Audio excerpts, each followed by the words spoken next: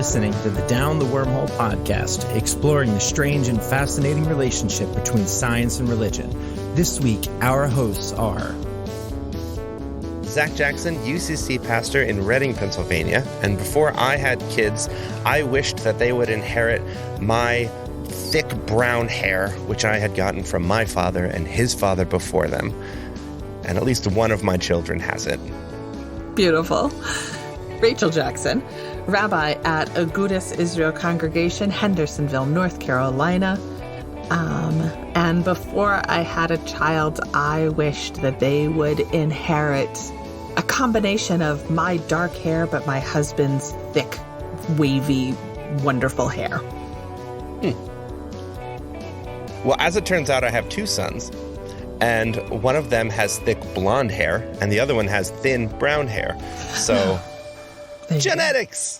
How about you? How'd it work out for you? So it worked out. So my husband's hair is a blonde with some red undertones, and his beard is, definitely blonde, brown, red combination. I have, for those that haven't seen pictures of me, I have extremely dark chocolate brown hair. Where it looks black in some light. And our son has just straight up watered down chocolate brown hair. It kind of looks like, maybe cappuccino or something like that. And its thickness is a combination. It's not nearly as thick and whatever. I can't think of the right adjective to describe my husband's hair, but it's also not as thin as mine. I have very fine hair. So my son's hair is not very fine. But it has a mind of its own. And that's just hilarious. And now that he's 7, I was under the impression that maybe we should start combing it or something. We hadn't really before this combed it. And so I tried to do that the other day, and he looks at me and he's just like, I don't care. I went, okay, it's your life. I'm not going to care either. Hey, that's fine. That's fine. Of all of the hard to believe, crazy, out of this world, complicated parts about this universe, genetics are one of the things that really blows my mind. Yes. Just sexual reproduction in and of itself, that you can take the building blocks of one creature and another creature and just strip them down into a soup and then make something new that isn't 50-50, that could be any number of proportion of whatever of either one, and you have no idea what's going to come out the other side. And yet, what does come out the other side is often fairly recognizable, that you'd be like, yeah, my son really does look like me, and he's got my nervous tics, and my other son does not. And my one son is allergic to the sun, which is not really allergic to it. It's a weird short circuit in your brain where you get too much light and you sneeze. My mom had it, I have it, and one of my sons has it. But not the other. Is it? No, not the other. Yeah, genetics is so bizarre. Maybe that's why we like Legos, right? Imagine that our 4 base pairs that make up our DNA that combine one, again, from a scientific standpoint, we need one male and one female in our genetics to make this happen.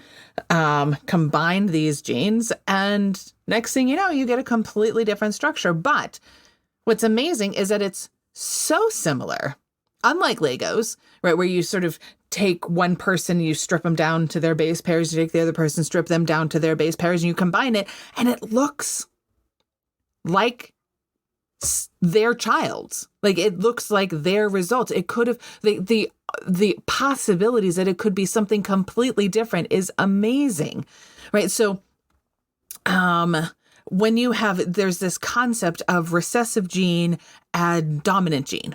So if you have, let's say, for example, that you have 2 people who have brown eyes, and their child is overwhelmingly going to then have brown eyes. But perhaps, let's say, the mom her mom has blue eyes.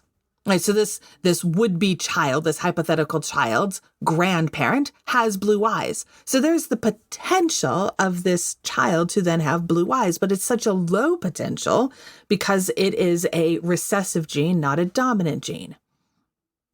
And that question of what is recessive and what is dominant and what is just, not up for us to decide, and it's just sort of like a grab bag. And where are these things? And do we know where they are? What are the traits? How do we find them? And mapping that onto this genetic code or the genome is absolutely fascinating. And humans have their own particular genome. Fruit flies, like anything that has DNA has a genome. This is one of the things that we talked about several weeks ago when we were talking with Professor Dan Janis and looking at the genome of these viruses, right? So they were using RNA and we use DNA, but it's the same sort of concept that we can figure out where these things are and what happens if we mess with them. And that's where the conversation that I wanted to go today is. What happens when we mess with them? So in our series, we've been talking, sort of going through the life cycle of people. So last time we were able to talk about puberty and different ideas there. And so this week I really wanted to focus on sort of the next stage of life, which is pregnancy and all the things that come up for people around that time of life. And a caveat, something that I feel that I need to say, just that I feel like I need to say. If a person or people choose not to have children, that is their choice. And that is a perfectly good way to live. And if people choose to have one, if people choose to have 10, that is their choice. And so that's something that I also want to be very clear today, that just because we're talking about this does not mean that it is the way to live in our world. And I feel the societal pressure that, well, you're not really, you're only having one. What's wrong with you? Or you're choosing to be child-free, not childless. And so there is nothing less about not choosing to have a child. So even if you yourself, our listeners, have not had a child or are choosing not to have a child, I think this conversation can still be important because it's going to bring in questions of ethics and medical ethics. So I just wanted to put that out there. And also, I'll be using the terms male and female to identify rather than gendered terms of woman and man. Because we recognize and we support and are allies to our LGBTQ family and our friends. And so we recognize that the human species needs to have male and female in order to reproduce. How a person expresses themselves and who they are gendered is not necessarily part of that conversation then. So I just wanted to add those caveats and that understanding in our conversation today. So all of that to say, it's totally amazing that we can take DNA from two different people, split it up the middle, and then combine it and create another creature, like another human being, not a creature, a human being. Not just a random creature. Just some random creature. A 1% chance it's a squirrel. That'd be amazing. Right. Or like that question. So I carried my child. And so when I was pregnant with him, people would say, so what are you having? And like, that's such a weird question. It's like, a dinosaur. I'm having a stegosaurus. Like, so Zach, I don't know if Nicole had that question or if you ever had that question on her behalf. All the time. People are so preoccupied with unborn fetuses' genitals. It's unsettling. Yes. Like, when else do we ever talk about it? Like, really? When else are we, or worse, so are you going to have another? Like, when else do we casually talk about people's sex lives? Like, that is literally none of your business. It would be like asking the question, so are you and your partner having unprotected sex tonight? Yeah, anytime a couple says, like, we're trying for another one, that's all I think is like, wow, you just told me that you and your partner are just going to have a lot of sex. Thanks for that. I didn't need to know that. Right. This is like somehow in our semi-Puritan society, we're allowed to be that invasive and that open about this topic. Right. It's Or it's so like bizarre. asking someone like, so have you thought about getting a nose job? It's Right. like, you know what? This is my body. And maybe we don't talk about this right now. This seems kind of a... Right. It seems kind of not appropriate because we're just not in that kind of relationship. And that's a boundary crosser. But we ask that question of like, so what are you having? Which is a question of genitalia. And we now, in the last, I'm just going to not go through the whole medical thing. So I'm just going to use very broad decades, right? Within the last 100 years, we've now been able to be clarified what the genitalia will be of a fetus, of a yet to be born fetus, using ultrasound techniques, right? So plus or minus 60 years, we've been able to do this, which is pretty cool. But it doesn't really actually change anything. Just FYI, doesn't change anything. But now we know. And then within the last few decades, we've been able to do more than ultrasounds. Ultrasounds give us a glimpse into what is going on, and we hopefully focus on the genitalia. And I say hopefully because that means everything else is fine.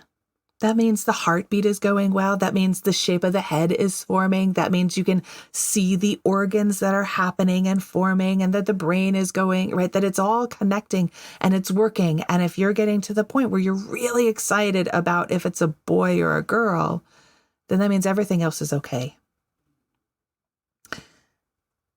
And that's not always the case. It's not always the case with ultrasound. So, what do we do? What do we do? But before we get to that conversation, I want to take a step back. We're talking about recessive and dominant genes. And now we're going to get into some odd territory, too, of ethnicity. So, Zach, have you heard of the royal blood disease? Right, like the in royal Russia. blood disease. Like in Russia. Oh, in Russia. Are we talking about like the czars? The czars that are so inbred that they have all of these medical problems? They had there was a whole shtick on that on 30 Rock for a while. Okay. So there's two royal families in the European continent that are pretty famous for medical issues. One is sort of the Russian side, which is hemophilia, which is sort of a royal blood disease. Royal because a lot of the royals had it. And the other is the Habsburgs, where they were so inbred that it caused massive issues. And by the end of the line, the person was sterile. Right? There was just so many genetic issues that the person was sterile and couldn't then have any more of their own children. And there went the end of the line. Right? So the Habsburgs and that. So that's an inbreeding. But there's other ways what is the word I'm looking for? Of being in relationship in a small group without having these dramatic inbreeding issues. Mm-hmm. One of those that's fairly common that I'm mostly intimately familiar with is the Ashkenazi Jewish list. And the reason that exists is Ashkenazi Jews are Central or Eastern European Jews. And for a very, very long time, it was illegal, punishable by death to marry a Jewish person. And it was illegal, punishable by death to convert to Judaism. So what do you do with that population? Right? They just breed with each other. Luckily, the population was large enough that it didn't cause these massive inbreeding issues that we see in some cultures or in the Habsburgs. But that has caused some genetic issues and genetic traits. And we know that now. And one of the things, so there is this idea of genetic screening between two people and to see what is their genetic recessive disorders. Recessive meaning they themselves, or it's carrier status, right? It's you carry this gene, doesn't affect you, but you hold it. And you could pass it along to your child. And the question is, if you're holding it and your partner is holding it, your child, 25% gonna get it.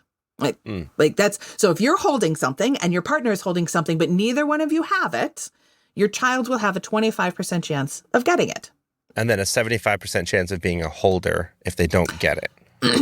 50% chance of being a holder and a 25% chance of not even carrying, of not even being a carrier. Got it. Right. Beautiful. Right? That's sort of how these things work. Of all genes being equal, that's how it would work. Well, the Ashkenazi Jewish population has around 100 pretty nasty diseases. Some less nasty than others, right? Most are icky, but not traumatic or disastrous. So what we do is if we have an ethnically, and this is where I'm saying it's getting a little sticky, because we recognize that people are people, and diversity is amazing, and we want people to just love and live, and yay. But the reality is that if you have, and that also I just want to say that when a person converts to Judaism, you're Jewish, but genetically doesn't have the same gene pool.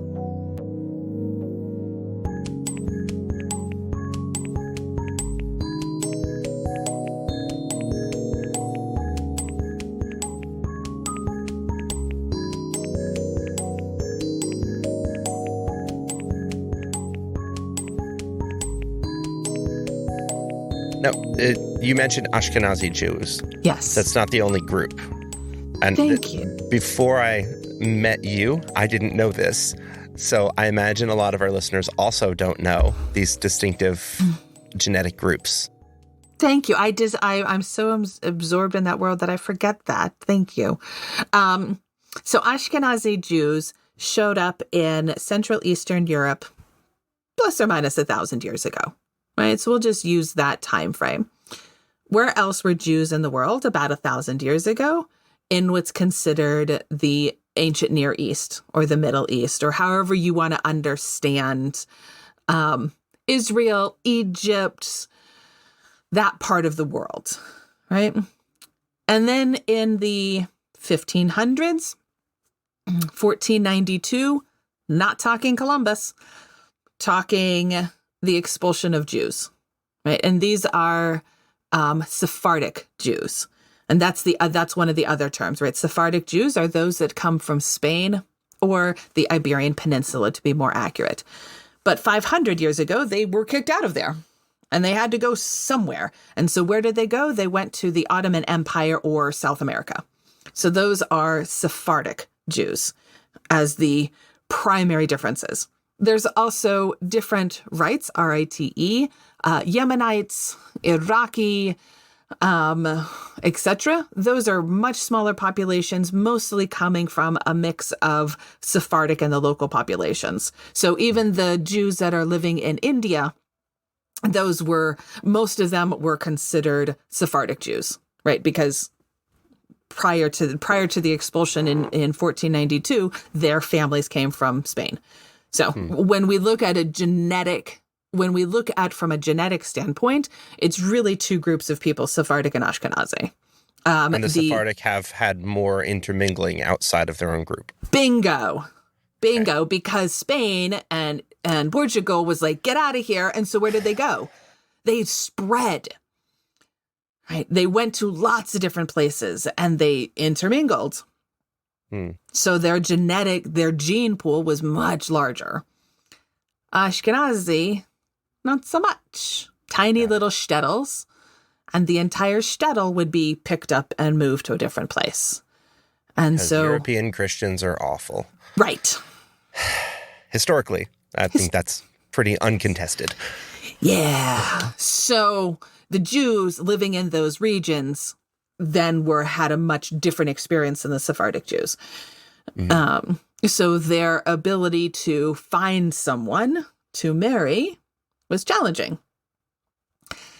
Without going into all of the details of how not quite accurate this was. Fiddler on the Roof. If anyone has seen that, right? One of the challenges that Tevier has is he has to marry off his daughters, and there aren't any suitable Jews in their city. Right? So he has to find them from elsewhere. Right? That kind of challenge of like, okay, I've got 7 daughters. What do I do? And they brought in a matchmaker. Yay, right? And if anyone's got the song right, matchmaker, matchmaker, make me a match, find me a find, catch me a catch. And so they did. And the matchmaker's job, and this is getting us back to the genetic question, the matchmaker's job was not just to match them with someone who could produce children, someone who could keep a roof over their heads and, happiness and love, sure, but that's a new issue. But the matchmaker's job way back when, right, pre-modernity, was to know this family, did they have any issues?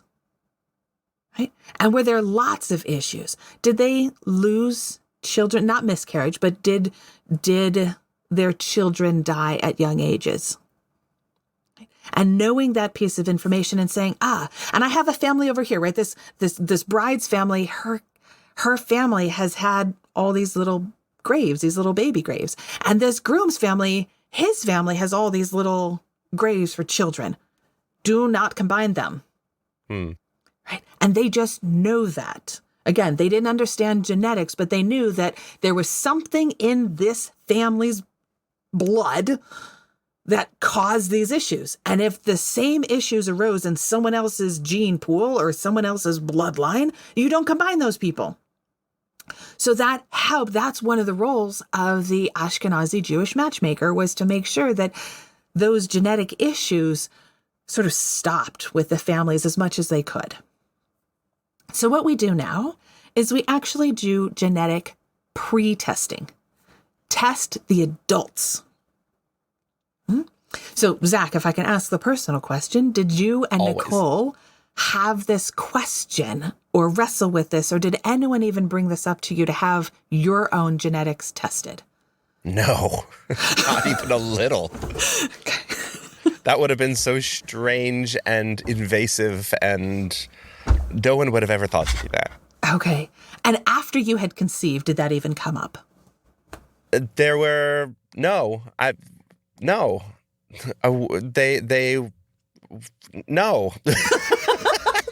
Like maybe a little bit when we're thinking about heart disease runs in both of our families, so we just need to make sure we're eating right. But that's kind of the extent of it. Right. For our segment of the population, we actually talk about pre-genetic testing, where we say, okay, if you're both genetically Ashkenazi Jewish, let's get you pre-tested and see if you're a carrier, see if this is a recessive gene. One of the most famous ones that people might have heard about is Tay-Sachs. And Tay-Sachs is a neurodegenerative disease, basically where there's a piece of fat, right, that the brain just turns to fat rather than being a muscle. And because it's a muscle, or should be a muscle, it controls things. And starting around 6 months old, it just stops. So if you've ever been around a child, an infant who's about 6 months old, they're just starting to develop any ability to have language, right? Just ahs and oohs and whatever, just somehow forming things. They're just beginning to really sit up and hold themselves, right? But they're not really mobile, right? They're not crawling, they're not walking, but they're able, you can just plop them down on the floor and be like, okay, here's your key ring. Go to town, right? Those plastic keys. And starting around that age with Tay-Sachs, that's when it starts to become degenerative, to the point of losing all muscle control, going blind, going deaf, having zero physical ability, and eventually suffocating with lungs. And most children die by the age of 5, if not sooner. And it is a horrific death. The dying, the degeneration is traumatic, and the death itself is awful. And that's Tay-Sachs. And that's one of several diseases that are like that. So we suggest, and that I think I have to double check what the numbers are. There's been much more intermarriage recently, which is good for the gene pool. Not going to say how it is for the religion, but it's good for the gene pool.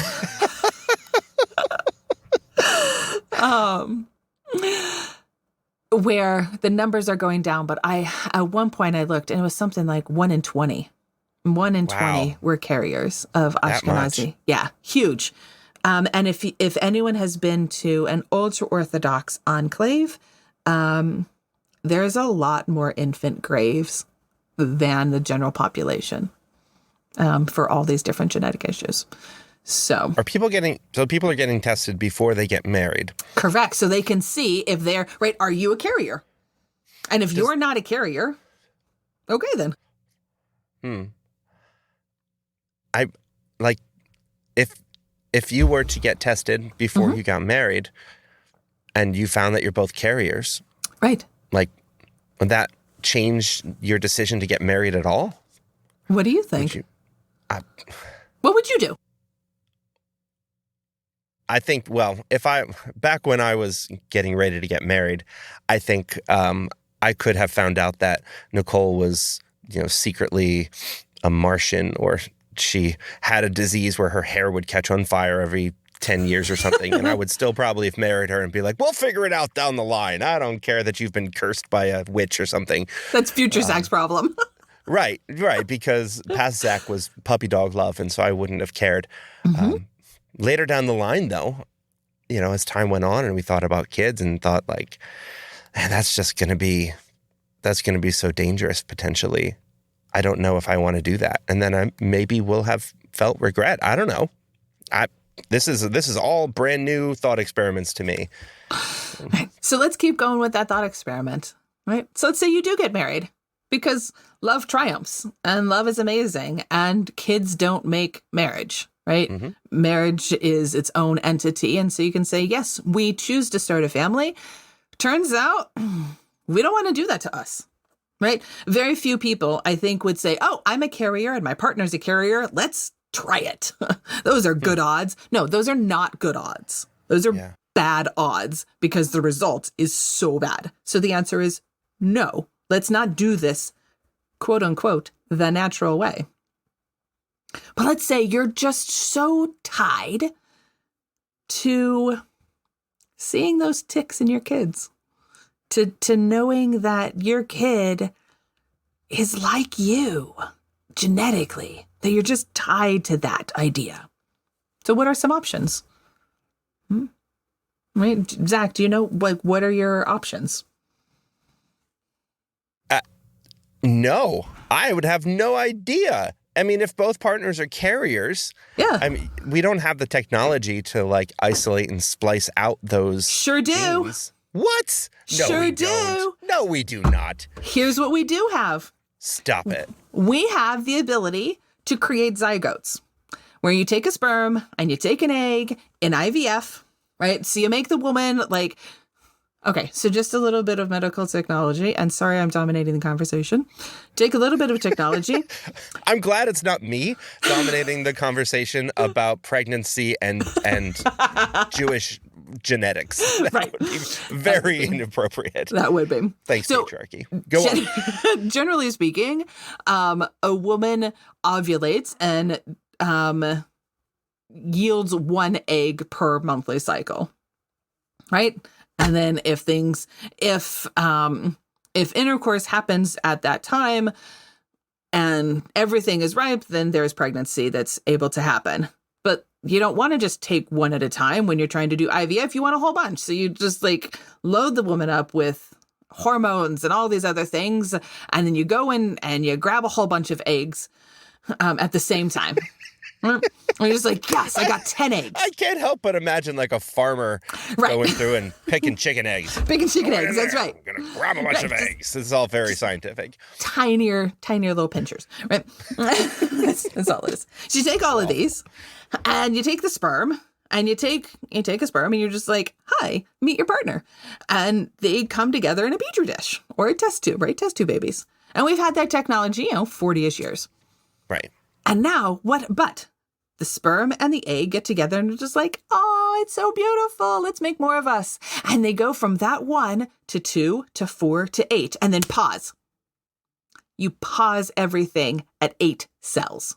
What do you mean you pause it? You stop the reactions from continuing. How do you stop that? You freeze them. Like, I don't know the science behind it. Like actually freezing them in a you put it in stasis. That's not the right word, but you just stop the reaction. Sorry, right? This is all science fiction to me. So keep going. And then you take 1 of those 8 cells. And you do this, lots of sperm, lots of eggs. And you take 1 of those 8 cells and you look at it and you say, all right, this is going to tell me all of the genetics of the future fetus and child. Oh, yeah. And you can say, this child will have Tay-Sachs. This child will have cystic fibrosis. This child will have brown eyes, brown hair, generally be tall, will have no heart disease, will be male. And 1/8 of a cell, 1/8 of this will tell you that. And then you say, I've taken a look. I know that this one doesn't have Tay-Sachs. It doesn't have any genetic disorders. Fantastic. Let it continue to grow. Let me pop it in your uterus or a surrogate uterus if yours is not a good place to grow things. And then you grow the child and you're fine. Puzzle's off. So, wait. Okay. I'm blowing Zach's mind. Okay, so I know that this is audio, and Zach's head is literally exploding. I know we should have been recording the video. I'm smacking it in my microphone and everything. Yeah. Okay, so you get a bunch of fertilized eggs, yes. and then the doctor says to you, "All right, we've got 16 here, and 7 of them are not going to have Tay-Sachs." Mm-hmm. Do you then get the choice? Like, do you want a boy? Do you want a girl? Do you want a tall kid, a short kid? Or are they sequencing the full genome or just looking for those markers? And that's where this becomes an ethical question. Where are we asking? I, Rachel, believe that when we say, I don't want the trauma, and I know I'm using that word again, and the tragedy of bringing a life into this world only to see it suffer and die. And we are preventing that. And that is amazing. And I completely support that. I think we should use our technology in those ways. The question then becomes, how much information do you get? Because yes, generally speaking, when you're doing, again, the royal you, when you're doing these investigations of the genome, it's all found. You know what gender, you know what sex it is. You know what hair color and all of these other things that we have genetic markers for. You know what those are. And they test for them all. And so you can have this picture of what this child could look like. And so the question becomes, okay, now you have 4. 3 are male and 1 is female. Which do you implant? Who gets that choice? Should anyone get that choice?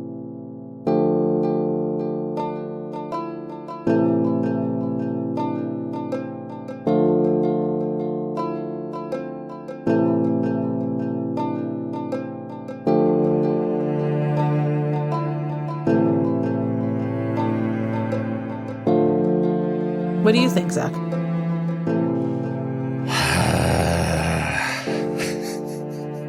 No. This is where it would be really helpful to have more guests on the show. Put the pressure off of you. Yeah, right. Take the pressure off of me, because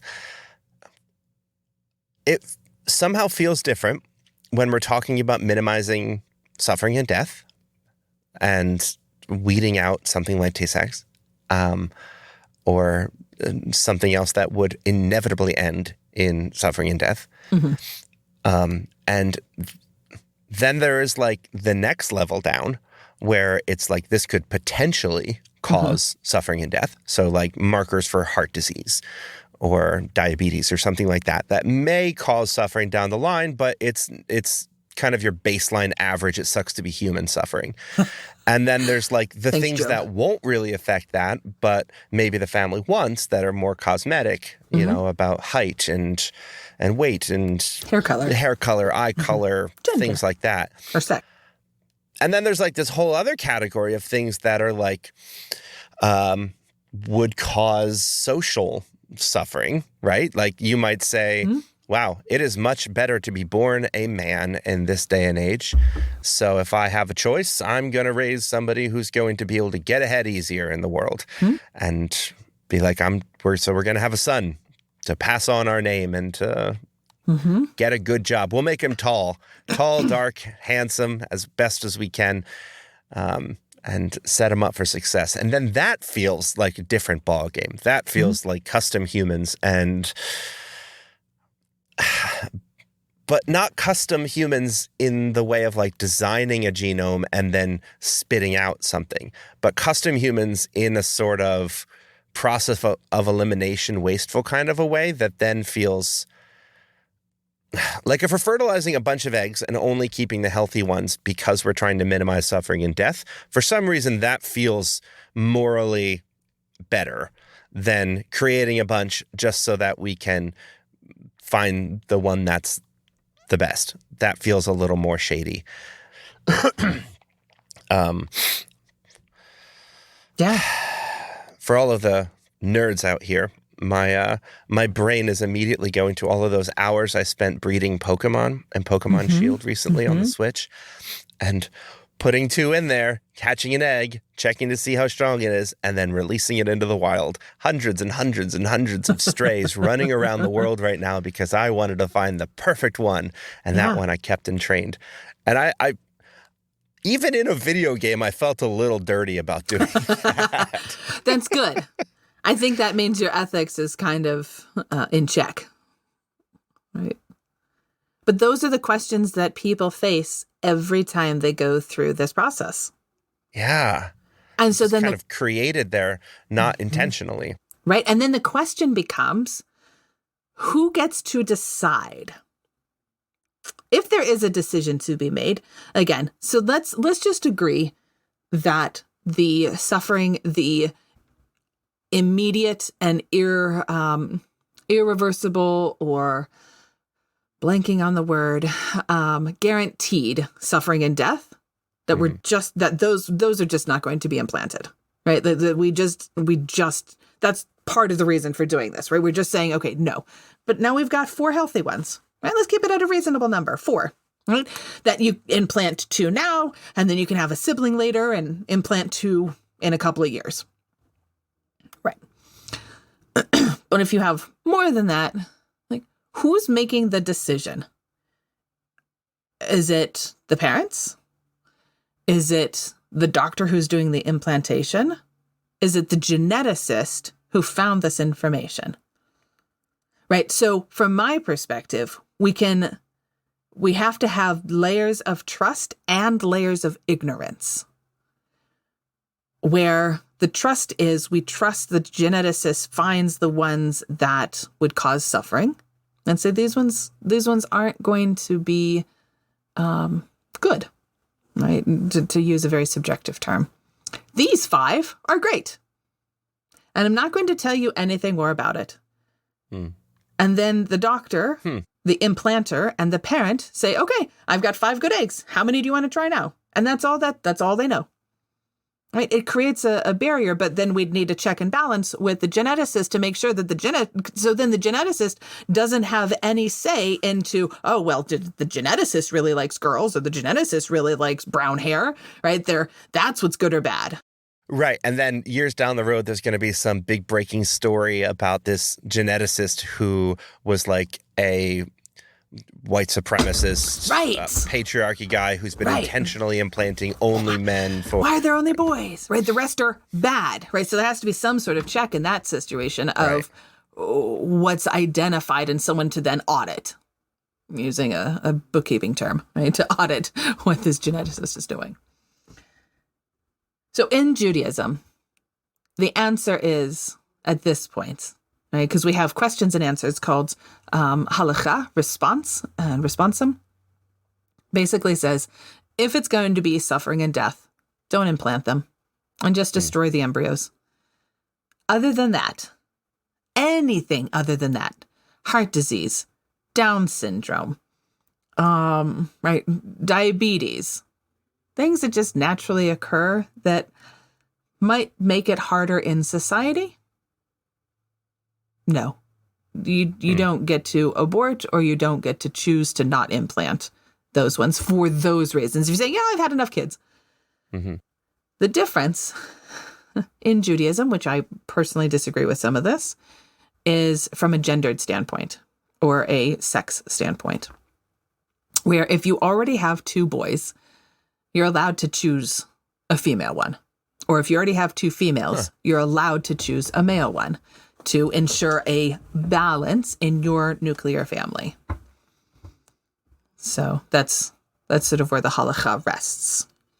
Okay. That feels like a concession that someone made. Right. But I mean, it's right. Exactly. That you get a little bit more, because if you're both carriers and you want to have multiple children and you're like, well, I've already had two boys, make sure that this one's a girl, then they can. Mm-hmm. So, but now let's skip forward on your ethics. Let's say you don't go through that testing, like the majority of people don't. And you're pregnant. Yay. Yay. And you have an ultrasound and something's not yay. And they ask the question, do you want an amniocentesis? Or do you want some other genetic testing of the fetus? And amniocentesis is basically where they go into the belly and into the amniotic fluid, take some of the fluid out and test that fluid, which means that they're puncturing the amniotic sac, which is basically the baby's life.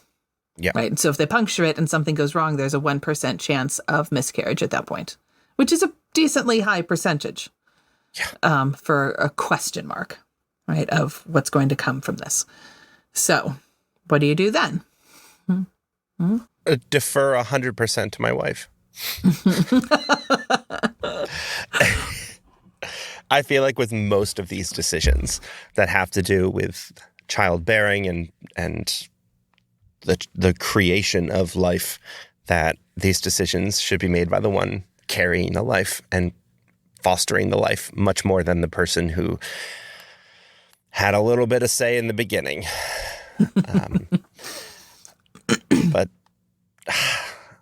I think at the end, I know what she would say would be, okay, well, what are we going to do with the information we get?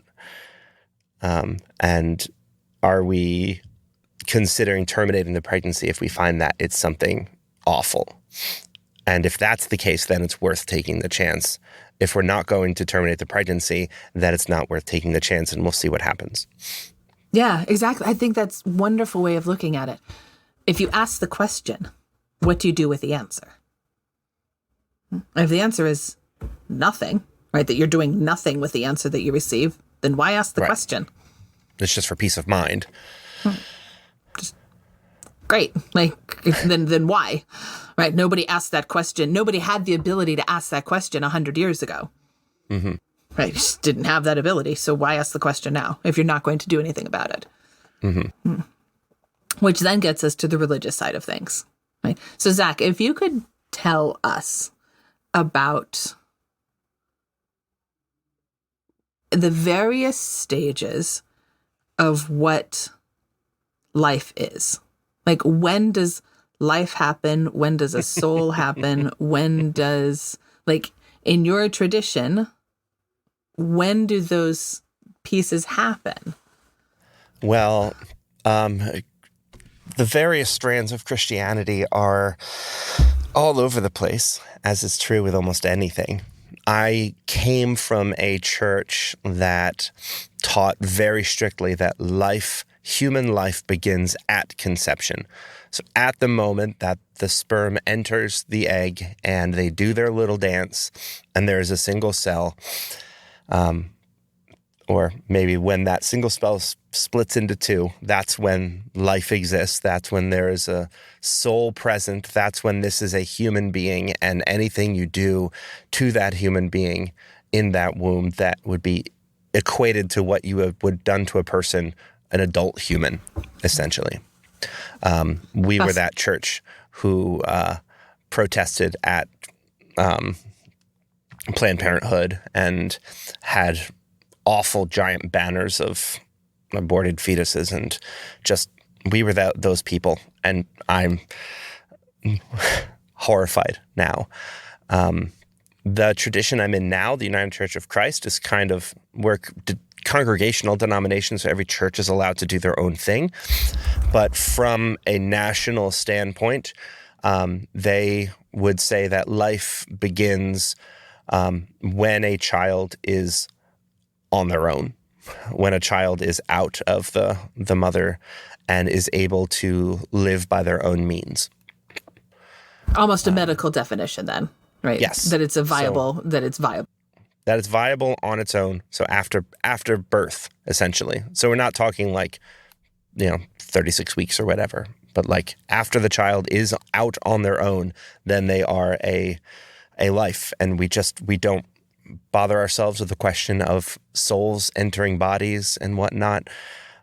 One person I pointed out that up to 14 days, an embryo can still become twins. And so after 14 days is when the soul enters the body, because then you'd need two souls if it was going to be twins. And so that's the moment that it happens. And when I heard that, I thought to myself, this whole thing feels very arbitrary. We are really trying to shove very ancient, almost mystical ideas about how the physical and the spiritual intermingle in what makes humans special from animals. And we are trying to shove that now into scientific understandings of life, and it gets messy, and then we pretend like it's not messy, and that makes it messier.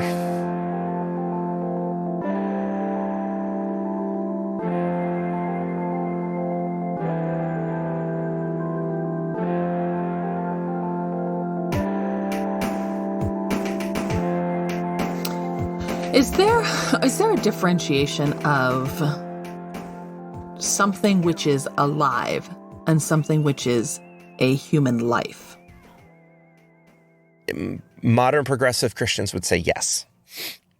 That though a tissue in the uterus is alive on its own, it is also so heavily connected to the mother that it is in some sense a part of it, and is not a human being as itself, an autonomous being.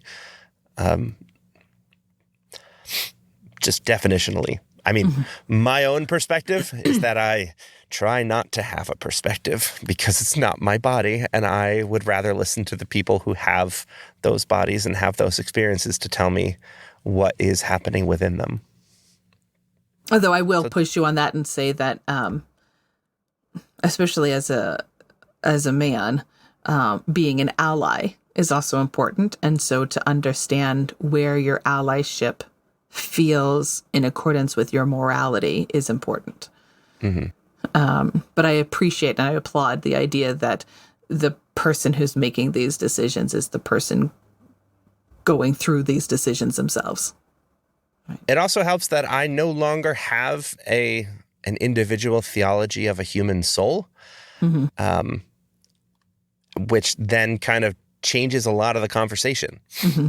If you believe that there is an immaterial spiritual thingness that resides within you and without you, that enters into you or is formed into you, and then once you die is freed to continue its everlasting life in whatever afterlife. That idea, which honestly is a bit more Hindu than biblical. This is the Atman we're talking about more than what the Bible would talk about as a spirit, a soul, a life, a person, or whatever. And I mean, when I say Bible, I mean both Christian and Hebrew Bibles. A lot is read into it. I think what the Christian Bible promises is a resurrection of humanity, that the dead are dead, are dead, and that the promise is not that they die and then are whooshed away in some ethereal state, but the promise is that the God who remembers them will resurrect them and give them new life here on earth, with a physical earth and a physical garden and trees and wildlife and all those things. There's not really a promise, other than in a couple of isolated places in Paul's writings that talk about being freed from this mortal coil. There's not really a whole lot of indication of an individual eternal soul that is present within a person, despite the fact that it's so present within Christian theology historically. It's not really biblical. And so if you no longer have that hindrance, theologically speaking, then this question becomes a lot more scientific. Like if that embryo that is growing into a fetus, that's growing into a child within the womb, does not have an eternal essence to it. It doesn't have a them that is them, that is them, that is them yet. Then it's an entirely different ethical question. Then is that thing a carrier of the divine? Yeah, that's beautiful.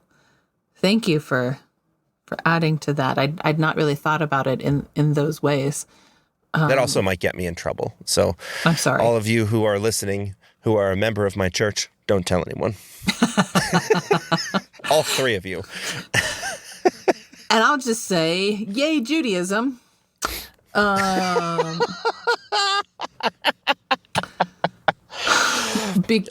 man. Because we basically have this idea that there are, so again, we don't just stick to the Bible.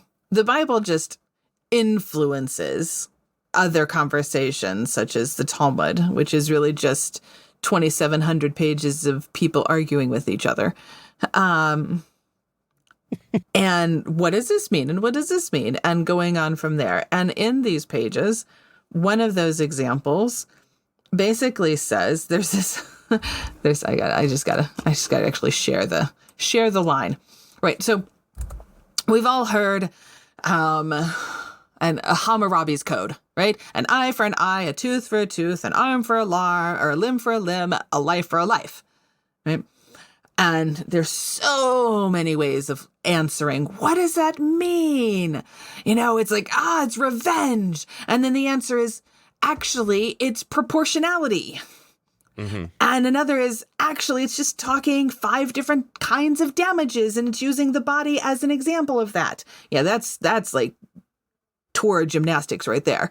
But we still have that. Right. So if you keep that in mind, and that's written down in the Bible, right, written down in the Old Testament. And then there's this line in Exodus 21:22, for anyone that would like to check me. It says, if men strive together, right? So you got a bar brawl going on, right? So just let's just set the scene. I'm just going to quote the whole thing. You got a bar brawl. Right, the bar brawl happens, and this woman comes out and says, "Oh, come on, husband, time to go home. Like, you got to get work in the morning." She's just like walking up there, and she's pregnant, and like a fight ensues, and the non-husband accidentally kicks her and hurts her, and she miscarries. Right? And that's it. Like nothing else. She's not even bruised in the ribs. She doesn't have a scrape on her knee. She just miscarries. Caveat, parenthetical aside, it's not just a miscarriage. It can be very traumatic. I am so sorry if that's ever happened to you. I honor that challenge. That's not the point of this conversation, but I want to recognize that miscarriages are not just miscarriages. Yeah. Close parentheses. So, she's fine otherwise physically. So then they say, "Oh, hey, you damaged my fetus. You owe me money." The person who did the damages, what is he supposed to do? And it says, "Yet no harm follow. he shall surely be fined according as the woman's husband shall lay upon him, and he shall pay as the judge determines, because the only harm came to the loss of the fetus, not to her, but it's in the same category as a limb for a limb, a life for a life. But it was a miscarriage, and the person who caused it is not paying with any body part, including his life. From that line, there is the not so far leap of, therefore the fetus is not a life. It had potential. Hey, that could have been a boy, and then he could have worked in the farm, and you owe me for that damages. You hurt my cow. You hurt my property, and therefore you owe me for the damages of my property. But it is not a life. And it's from that line that that our understanding of, so when is this life thing happening? And there are other lines, and I won't go into the gruesome nature of what they talk about.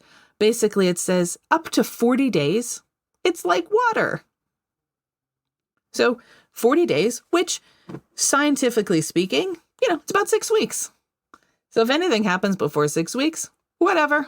Like, it's just like water. Like, there's literally nothing else, right? We're not even going to do anything if a miscarriage or an abortion, a spontaneous or an intentional miscarriage happens, right? We're not going to do anything about that. And then comes that other period of it's still really attached to the female that it is living within as a parasite. Love being pregnant. It's totally a parasite. Eating your bones. Oh my God. Again, loved it. Was not, did not feel like Give myself. me back my calcium, child. And my blood supply and my brain cells, please. Never getting them back. Go on. Thanks for that. That it is not considered a nephesh. It is not considered a soul, a life, until the moment that the entire head is outside of the body. Oh. At that point, when the entire head is outside of the body, then the life of the person delivering it and the life of this child, this infant, are now equal. Up until that point, it is considered as a limb of the mother. Ah.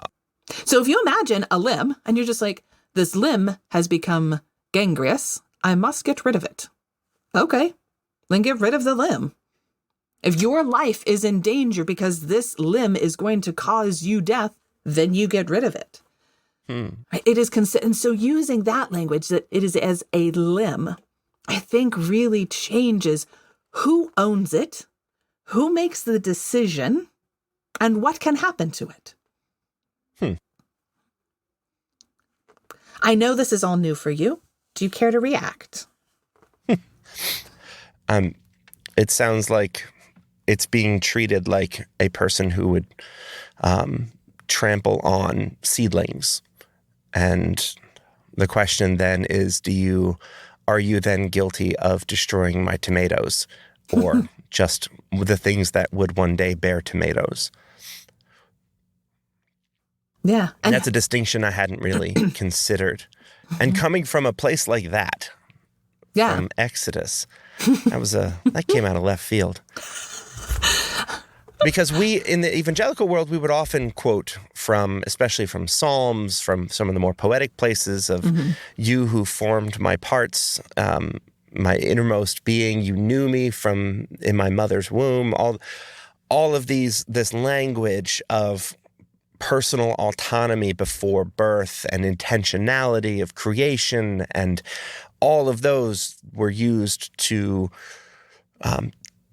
give autonomy to the thing before it's born. So it's really interesting to hear that the people who wrote those books interpret them differently than the people who inherited them. Well, which is so often the case between Christians and Jews. So holding that idea of imbuing all of these characteristics into something that is not yet born. Here's a piece from the Mishnah then that I'll share with you. And this is trigger warning. It's a little bit graphic and used as hyperbole. Okay? Because they didn't actually enforce capital punishment. But this is using that example to highlight and underscore what they're saying. So, in the case of a pregnant woman who is taken by the court to be executed, the court does not wait to execute her until after she gives birth. Rather, she is killed immediately. But with regard to a woman who is taken to be executed while sitting in the throes of labor on the birthing stool, the court shall wait to execute her. And then the following conversation is, well, isn't it obvious that the court executes a pregnant woman rather than waiting? After all, it's just a part of her body. The fetus is considered her property. If so, the court should wait until she gives birth before executing her and not cause him to lose the fetus. And this is, nope, actually, this is not taken into account at all. So a woman who is pregnant, who is meant to be murdered by the state, right? Capital punishment. Yes. Up until the point where she is in active labor on the birth. And so for those of you that aren't so familiar with midwifery, on the birthing stool means the woman is pushing. She's not just in labor, like she is pushing and that baby's head is like coming out. Mm-hmm. Only until that point. They can execute her up until then. Worth noting, too, that the Mishnah is not a modern document. Thank you. Yes, the Mishnah was written down approximately 1900 years ago. Yeah. So contemporary with other Christian sources that might be interpreting this in a completely different way. So that's sort of the Jewish way of understanding this. Again, interesting, though, that it's considered a part of the mother's body and not the father's property, as I would imagine a patriarchal society would want to do. That, like, don't execute her until she's given birth because that child is my property, is how I would imagine them back then to be thinking. But no, and that was the question that came out in the Gemara, which was written about 200 years later. Like, wait a minute, it's his property. He should get a say, right? He doesn't, and it's like, actually, it's not his property until it comes out. Wow. So 2,000 years ago, there were people saying that a woman's body is her body, her choice. Yeah. And yeah. It's her body. And who gets to choose? She does. Yeah. Well, the early Roman Christians got real weird about sex and real controlling about their patriarchy, and that really went a long way into informing what Christianity in Europe would develop as for the next couple thousand years. And we are still recovering a lot from that. And so it's actually kind of refreshing to hear that contemporaries of early Christians, and probably some early Christians as well, we're reading these verses and thinking about life in these ways. Yeah. So when we're thinking about life in these ways, I think it's really important for us to recognize that it's not so clear-cut, that these are difficult choices, that there's no easy answers. There are no, frankly, actual answers that everyone can follow. It's right. It's not math. It's not 2 + 2 = 4. It's that every situation is unique in of itself, and the people who are actually impacted should be the one to be making these decisions, not somebody else. And I'll just sort of use this platform to also say that lawyers and politicians have no place in the gynecological office. At all. Ever. Ever, ever, ever, ever. They don't ever have a place. I think the only people that even dare to have a place in there is the person whose body it is, their medical practitioner, and their partner. Those are the people that get a say, and no one else. In that order. In that order. In that order. Until we come up with some other way of reproducing in that order. Yeah. So go support Planned Parenthood. Go yell at your politicians who are not choosing this, who are not recognizing that. And there's a few things that I'll just say that I'm going to put in the show notes. Because for those of you that have not had the experience of having yourself or a loved one or a person in your circle of concern go through an abortion, to have to make that choice, it's really easy to assign blame, and it's really easy to say what you would have done, but you've never been in those shoes. And anyone considering that choice is not taking it lightly. And so I just want to dispel that it's never used as a birth control option. It's never used as a ploy of, oops, I just forgot. Well, let me just go down the street and have an abortion. Right? There's no casualness to anyone that's had to make this decision. All the more so, the later in a pregnancy, this decision has to be made. The more you've felt it kick or heard its heartbeat or watched your own body change to accommodate this, that is not a choice that anyone wants to make. So I will be including in the show notes some stories of people who've had to make those choices, and how they've dealt with it. Oh, I know that kind of took a serious turn. This isn't quite where we're going. But I think an excellent place to land. And when we're talking about ethics, I think that that's part of our conversation, is who gets to make these decisions. When we're speaking ethics, and when we look at medical ethics, part of the list is do no harm, personal autonomy, and resources, right? Fair justice and fairness in those ways. So, yeah. Thank you for leading us in this discussion. That I'm so glad it was you.